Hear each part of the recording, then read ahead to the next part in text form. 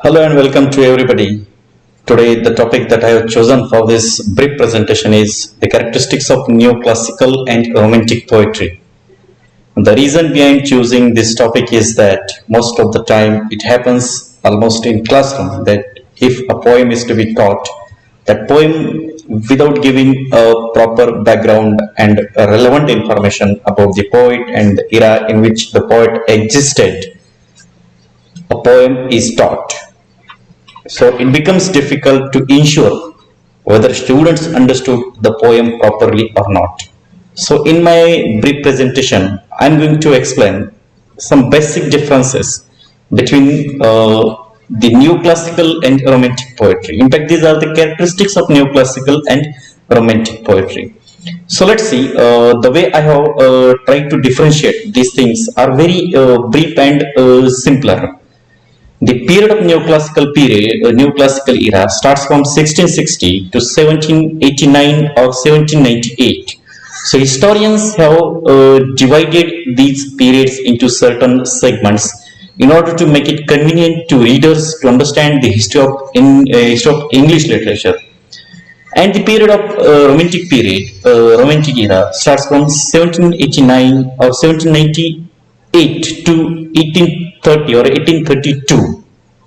So why these dates or why these years are typically demarcated? The thing is that in 1798, William Wordsworth has written a preface to the lyrical ballad. In fact, his first edition came out in 1798, and in almost 1800, 1812, then up to 1815, its further editions kept coming or kept published. And again in 1830 or in 1832, Queen Victoria II came to the in 1837 Queen Victoria came to the throne, but before that there was a bill that came, and Victorian period seems to be started. Therefore, this period has been covered from 1798 to 1830 or 1832. So, in order to understand the characteristics of neoclassical and romantic poetry, it is also necessary to see who were the poets who wrote poems and their poems became famous during these particular periods. So in the neoclassical period, poets like John Dryden, Alexander Pope, and Thomas Gray, and in romantic periods, William Wordsworth, S.T. Coleridge, Samuel Taylor Coleridge, P.B. Shelley, and John Keats.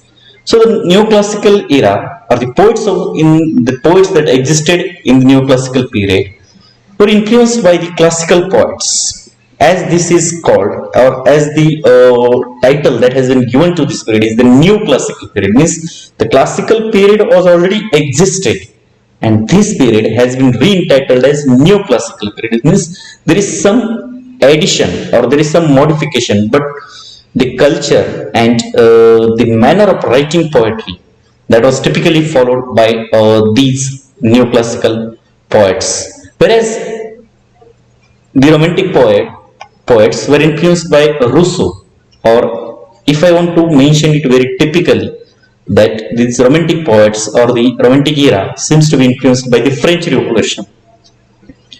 Another basic difference or the characteristic that I would like to share here is that the neoclassical poetry is intellectual and the romantic poetry is emotional.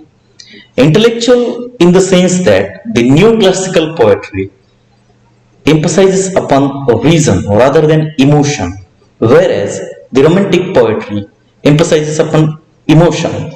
Even William Wordsworth has defined the romantic poetry as this poetry is the spontaneous overflow of powerful feelings recollected into tranquility.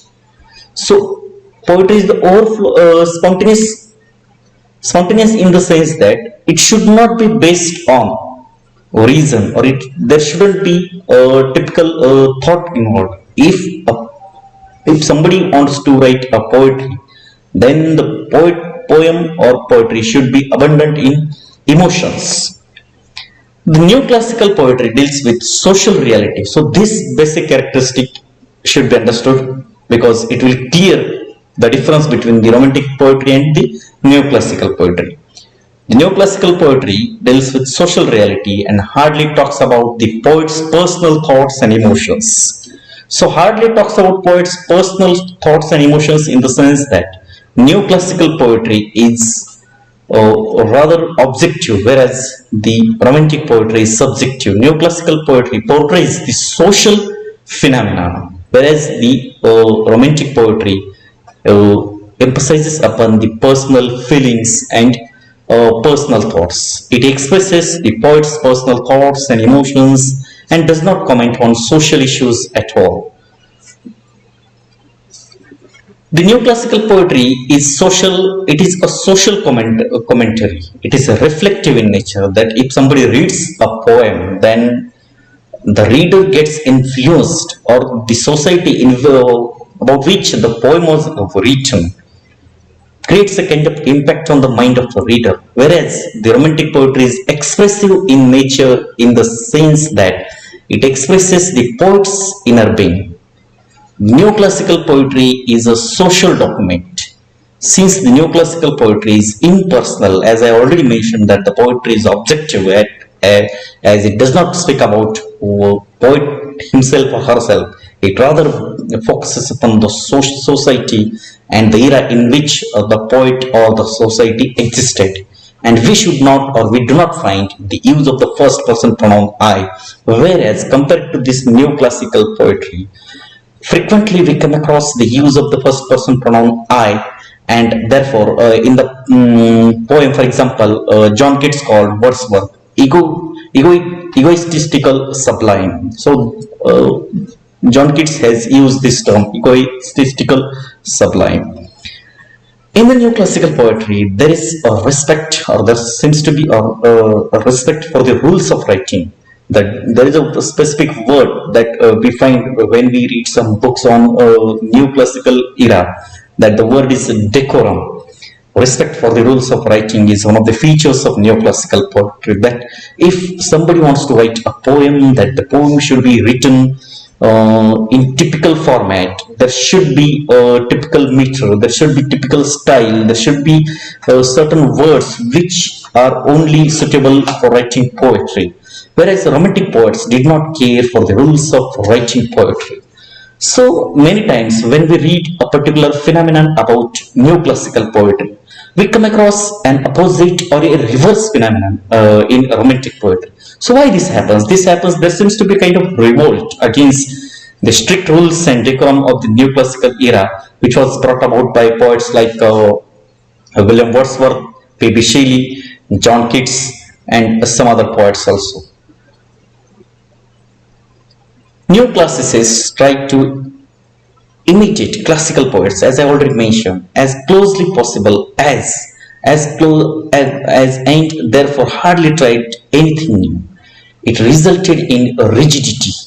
Rigidity in the sense that there seems to be no place for any emotion or for any extension to the personal thought of the poet. It is very strict, and the rules and regulations involved in the poetics of writing poetry are very strict. Whereas, on the other hand, romanticists means those poets who existed in the romantic era are called romanticists. Believed in the originality, means if something exists, then it should be mentioned or it should be expressed as it is, and therefore these poets took liberty in their writing, and therefore it has been already mentioned that there is an influence of the French Revolution that took place in 1789. The poets used formal, complex and mechanical language in their poetry.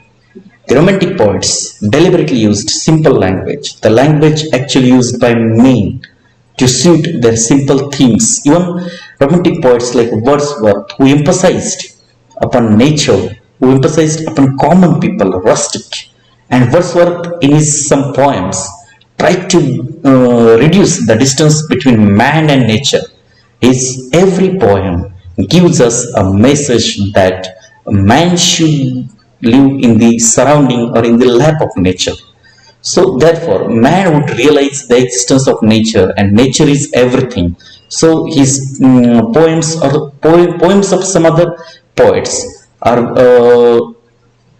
based on very simple themes and simple language that should be understood by common people. This was not the case with the new classical poetry.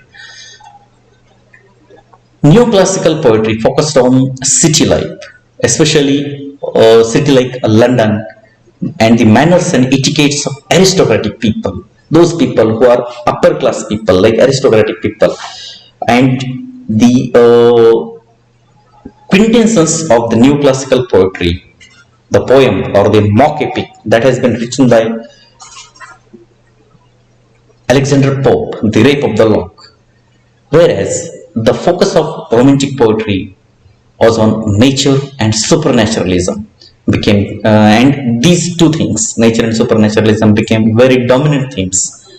Romantic poetry talked about peasants, flowers, mountains, fountains, birds, and children. For example, Wordsworth's poem Daffodils can be said to be the best example of the romantic poetry. In the new classical poetry, we often come across the use of heroic couplet. Its extensive use has given a certain pattern to the new classical poetry, in which a rhyming couplet with iambic pentameter appears there.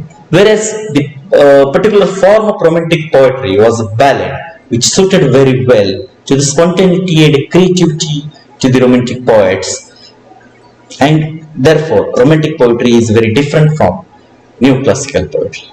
New classical poets were masters in use of satire, because the society was very aristocratic, and the poets tried to criticize the faults in that society through their poetry. And I should say that the critical thinking and intelligence of the poet appeared in their poetry. And the use of heightened imagination in romantic poetry and sharpened sensibility is one of the major characteristics of the romantic poetry. See, the use of satire is there in the new classical poetry, whereas the use of heightened imagination and sharpened sensibility.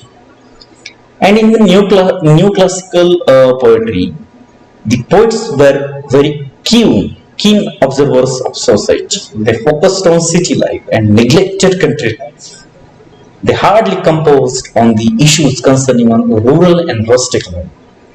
Romanticists did not find themselves comfortable in urban and peasant life. They ran away from the reality and found solace in nature. For example, poems of Wordsworth. In the poems of Wordsworth, we see this kind of escapism from the reality, and poet finds solace in nature, in supernaturalism, especially Coleridge.